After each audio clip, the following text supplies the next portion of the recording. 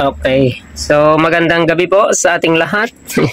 So, yung Hyundai Grace po natin, mas malapit sa 4056 na makina. Ito, ang nangyari dito, na napudpud yung belt ng balancer sa may timing belt sa balancer. Ngayon, ipapakita po namin sa inyo kung paano po yung pagta-timing kasi marami po talaga yung nagugulan din dito minsan. Ito po yung mga timing na dapat nating tandaan pag kinakabit po natin yung mga timing belt nito. So ito, unahin po natin dito sa may rocker arms. Kaya unahin po natin yung timing niya kung nasaan. Nandito po yung timing. Sana maliwanagan kayo maigi. Yung pinaka-gear po niya, mayroon extrang maliit na bilog. Yan, kung nakikita nyo po yan, mayroon siyang maliit na bilog dyan. Itatapat lang po natin dito. Ayan, mayroon nakalagay dito sa loob na pagtatapatan nun, yung gear na yun.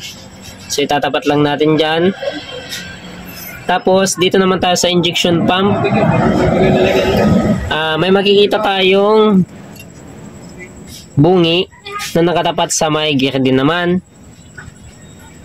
Ayan, itatapat naman po natin siya dito sa may ito po yung marking niya yan. Nakatapat yan dapat pag naglagay tayo ng belt.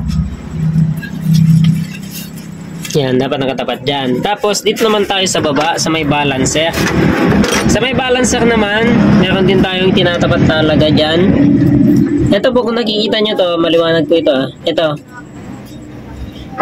nakikita nyo po ba to? Ito. Merong bungi din yung gear dito sa tapat na to. Itatapat din natin yan. Dito. Ayan na. Tapos, yung pangalawang gear, dito sa may baba, sa may tabi ng sigunyal. Unahin natin dito Ito, itong gear na to. Meron nakalagay dito. Ayan. Itatapat din natin yung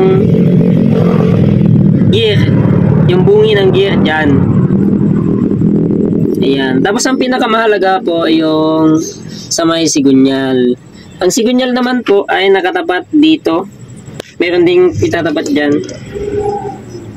Ayan, sigunyal po yan Tapos, pag tinanggal po natin tong takip na to, pwedeng umikot na po yan.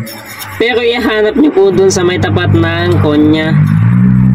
Ihanap nyo po sa may tapat ng kanya. Yan, ipapasok nyan. Ipapasok dyan. Magtatapat po sila doon sa may marking doon. Sa baba. Ayan po yan yan na po yan. Tapos ilalagay nyo na po yung belt. Siyempre yung tension ng belt, kaya na pong bahalang maglagay ng tension. Ayan. Tapos itong isa, madali na lang naman.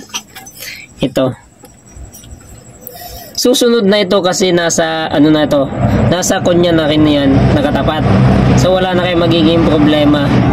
Just in case man. So yun lang po. Sana ay naliwanagan kayo sa pagta-timing dito sa makina ng Hyundai Grace o mas malapit sa makina ng 4056. So yun lang po. Maraming salamat. Sana mayroon kayong napulutang gintong aral.